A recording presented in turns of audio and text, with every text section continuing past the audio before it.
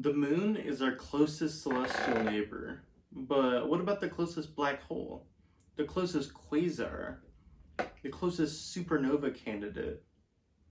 Today I'm going to go out from the Earth and show you some of the closest neighbors we have of nearly every different celestial object.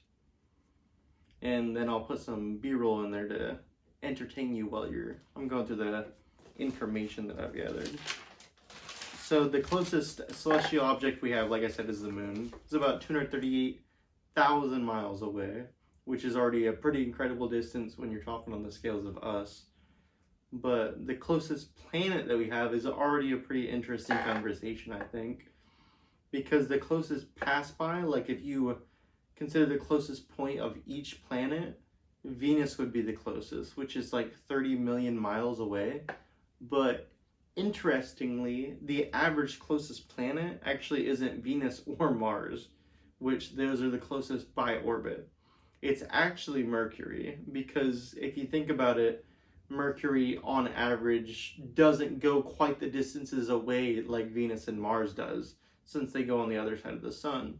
Mercury stays so close to the sun, on average, is going to be the closest to us, because even on the furthest point, it's only like 110 million miles away, versus Mars being like 260 million miles away, or Venus being, less so, in between that of Mercury and Mars, obviously. The closest star that we have is obviously going to be the sun. It's about 93 million miles away, or 1 astronomical unit. It's a pretty average star. It's a yellow dwarf. It's pretty useful for life. It's like in that nice sweet range. It's not a super giant, but it's also not a red dwarf that's a little too small, and it's pretty electromagnetically unstable. It's pretty useful, I'd say. I've enjoyed it so far. Rate 10 out of 10. The closest stellar neighbor that we have is 4.24 light years away, which is Proxima Centauri, and 4.24 light years, or like 27 trillion miles, which is quite a distance. Especially when you're talking right there near Proxima Centauri, there's 3 stars right there. We kind of got unlucky with that. Not that we have to move to another star anytime soon. There's going to be star passes that are going to be a lot closer to that before humanity goes extinct, as long as we don't destroy ourselves, obviously. The closest black hole is about 1,600 light years away. It's a 10 stellar mass black hole, or so about 10 suns of mass. And it's kind of hard to track any close black holes, because black holes of that size don't really accrete much matter, so you can't really see them. So I wouldn't be surprised if there's a black hole closer. I don't know how they go about tracking that, because it's literally a black hole. I imagine it's just the changing direction of the light that goes around that event horizon of the black hole. But that is about 1,600 light years away. So the closest nebula is called the Gum Nebula, and it is 450 light years away. And the cool thing is, it is 1,000 light years across from the closest point of it, 450 light years away. That means this thing's twice as large as the distance from us to it. The sun and the moon take up 0.5 degrees of the sky. This nebula takes up 36 degrees of the sky. It is ridiculously large in the sky. That's like if you held out your hand at about arm's reach, and that's how much it takes up. It's literally ridiculous. The thing is, it's a nebula, so it's constantly stretching out further and further, so it's really faint. It's not absolutely like really apparent that you can see it, which makes sense, or you would already know about it. The closest void to us, which is, I think, really cool, is we're actually right on the edge of, let's say, a galactic urban area, but it is 10 to 20 million light years away, and it is 150 million light years in diameter. 150 of barren space. Now, let me say that a void isn't completely devoid of galaxies. It's just under a certain density that we consider a void. It's just significantly less dense than what the average universal galactic density is.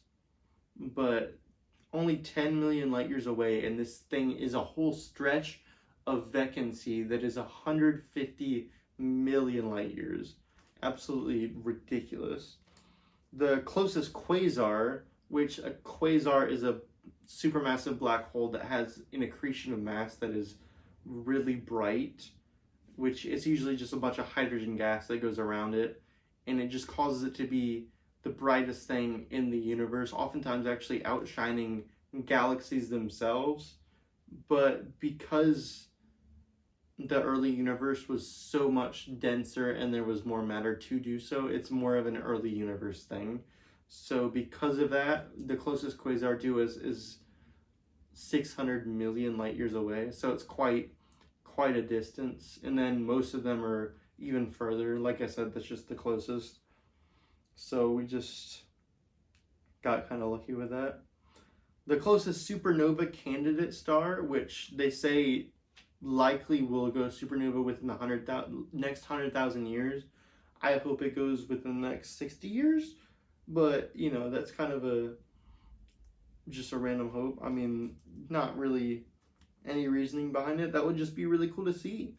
But that is called Betelgeuse, and it's a supermassive, I think it's a red giant, but it's one of the brightest stars we see that is that distance. It's 550 light years away, and this thing, it blinks quite often, so we think it should go supernova relatively soon, at least in cosmological standpoint. Obviously we can't guess to the 1,000-year when it's gonna go supernova, but it should be relatively soon based on the behaviors that it's displaying.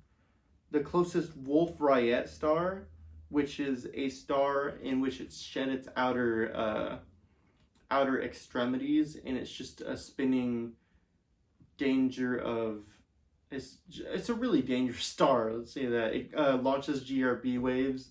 It's really crazy, but it spins so fast that it can cause extreme turbulence, and it can launch waves that can be deadly to, well, let's just say Earth, because that's the only thing we'd be really worried about, from like 10,000 light years out. It's just ridiculous. But the closest Wolf-Rayet star is 335 light years away. The closest neutron star is 400 light years away, which is called RX J1856.5-3754. Wasn't no way I was remembering that. That is crazy. You would think the closest of different things, you'd think they'd name names just because they're the closest. Call it Jeff or something. I don't know.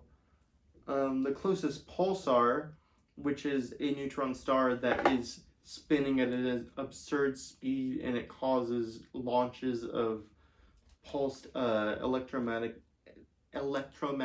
energy. It's actually one of the closest neutron stars as well, which is pretty neat. It's 424 light years away.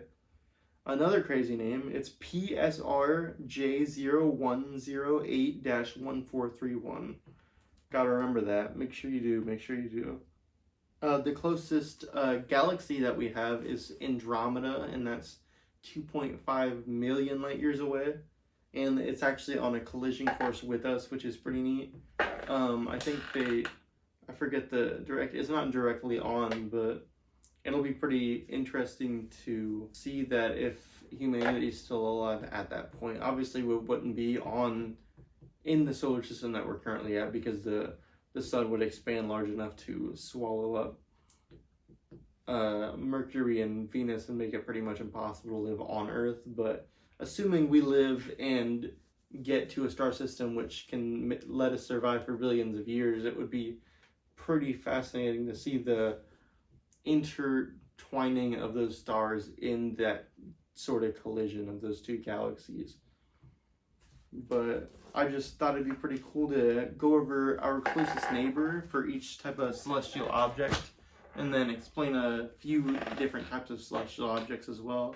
Might as well introduce some knowledge into there. Please leave any comments if you have any questions or if I got anything wrong. If you enjoyed, please like, and thank you so much. Have a great rest of your day.